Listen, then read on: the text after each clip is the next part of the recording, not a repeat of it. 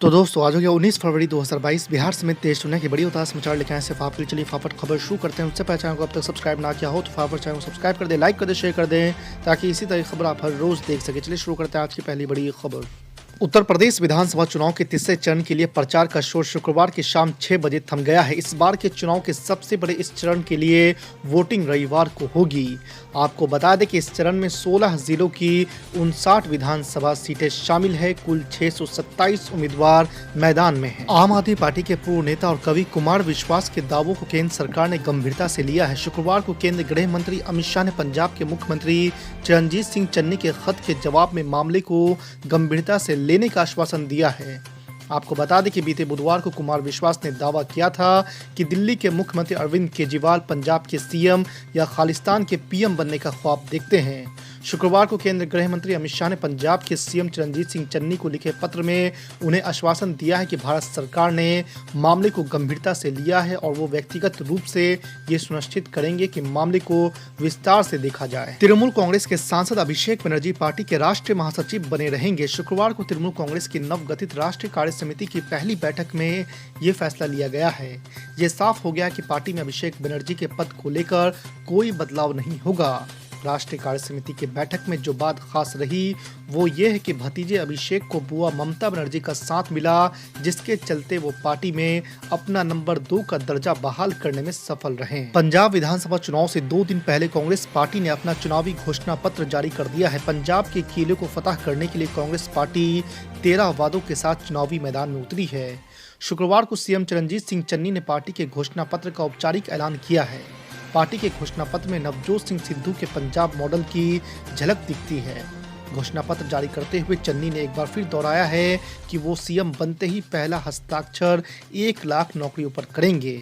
कांग्रेस ने अपने चुनावी घोषणा पत्र में मुफ्त सिलेंडर, फ्री शिक्षा, फ्री स्वास्थ्य सेवाएं समेत कई वादे किए हैं। मैनपुरी और गिरोड़ की चुनावी सभाओं में मुख्यमंत्री योगी आदित्यनाथ ने सपा पर बड़ा हमला बोला है। उन्होंने कहा है कि आतंकियों के मुकदमे वापस लेने वाली सपा सरकार में माफिया राज हो गया था, लेकिन भाजपा सरकार में गुंडे और अपराधी सीने पर तख्तियां लगाकर जान की भीख मांग रहे थे।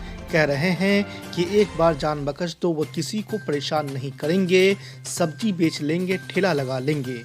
आपको बता दें कि करहल विधानसभा क्षेत्र की गिरोड़ जनसभा में मुख्यमंत्री योगी आदित्यनाथ ने पिछले दिनों भाजपा प्रत्याशी एसपी सिंह बघेल पर हुए हमले की निंदा की और कहा है कि सपा के लोग बुखला गए हैं। कानपुर में अपने उम्मीदवार को साथ लिए अखिलेश यादव यात्रा निकालते नजर आए। इस दौरान उनके सैकड़ों समर्थक भी सड़कों पर मौजूद दिखे। वहीं अखिलेश यादव को जनता का अभिवादन स्वीकार करते हुए देखा गया। आपको बता दें कि कानपुर में अखिलेश यादव की विजय यात्रा के दौरान काफी भीड़ नजर आई, जिसे पार्टी ने ट्विटर पर खूब भुनाया और कहा है कि अखिलेश यादव के लिए उमड़ा ये जनसैलाब बता रहा है कि यूपी में अखिलेश यादव सरकार बनाने जा रहे हैं। उत्तर प्रदेश के हमीरपुर में चुनाव प्रचार के आखिरी दिन एमआईएम के सुप्रीमो असदुद्दीन ओवैसी ने डबल इंजन की सरकार पर बड़ा हमला बोलते हुए कहा है कि अब की बार जनता भागीदारी परिवर्तन मोर्चा सत्ता में आई तो बाबू सिंह कुशवाहा को 2.5 साल के लिए सीएम बनाया जाएगा, साथ ही 3 डिप्टी सीएम भी बनाए जाएंगे। उन्होंने अखिलेश यादव और योगी आदित्यनाथ को राम और श्याम की जोड़ी बताते हुए सत्ता से दूर रखने का आह्वान किया है। अगर तुम हिकमत के नाम पर खामोश रहोगे, नहीं, हिकमत यह है कि अपने हक के लिए लड़ो, क्योंकि संविधान कहता है। कब तक हिकमत का शिकार होगे? अरे अगर हिकमत की बात है तो फिर 14 तारीख को आरएसएस के और बीजेपी के उम्मीदवार को उनको हराओ यहां से, हसनपुर से, और एहतशाम रजा को कामयाब करो। कब तक तुम डर खौफ का शिकार होगे? मेरे अजीज दोस्तों और बुजुर्गों, जब हम दुनिया में आ चुके हैं तो हमारी मौत का, हमारी रिस्क का और हमारी इज्जत का अल्लाह लिखकर दुनिया में भी जाता है। अब ये तुम पर है कि तुम इस इज्जत को, रिस्क को तुम कैसे हासिल करोगे।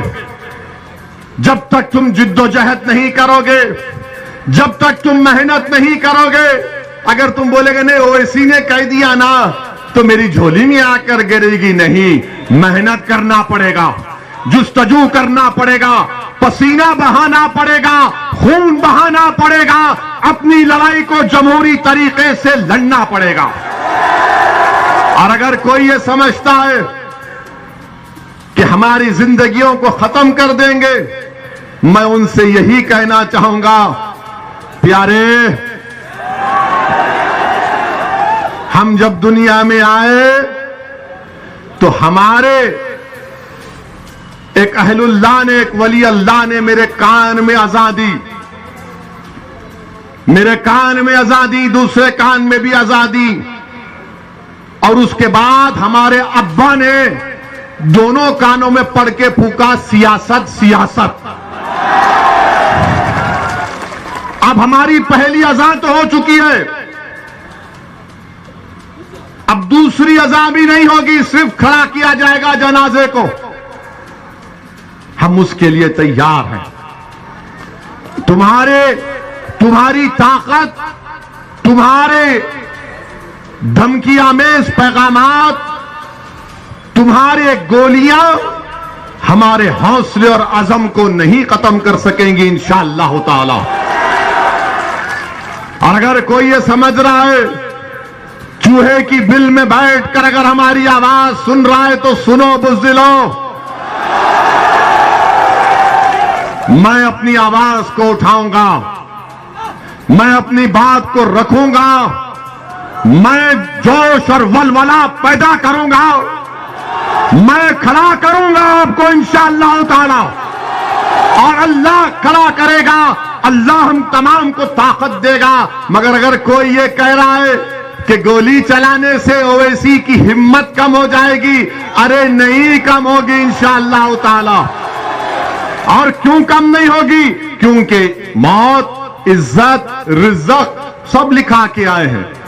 और हमारा नाम असदुद्दीन है, हमारा नाम कोई चमचा या दल्लों की नाम से नहीं जुड़ता है। हमारा नाम हमारे बाप ने असदुद्दीन रखा है। और इंशाअल्लाह ताला अल्लाह जब तक जिंदा रखेगा, अल्लाह जब तक इन बातिल ताकतों के तूफान में हमारी जिंदगी की शमा को अल्लाह जलाता रहेगा, खुदा की कसम हम जलते रहेंगे, लड़ते रहेंगे आपके लिए। मौत तो सबको आनी है, कोई मौत से बचने वाला नहीं है। आगे पीछे की बात है, वो या पीछे है, हम जाएंगे। मगर मौत से अगर मैं डर गया तो फिर मैं अल्लामा फजले हक कैराबादी को, रेशमी रुमाल के तहरीक चलाने वालों को हशर के मैदान में क्या चेहरा दिखाऊंगा? अगर मैं डर गया आज, तो मैं हशर के मैदान में हसनैन करीमैन को क्या चेहरा दिखाऊंगा?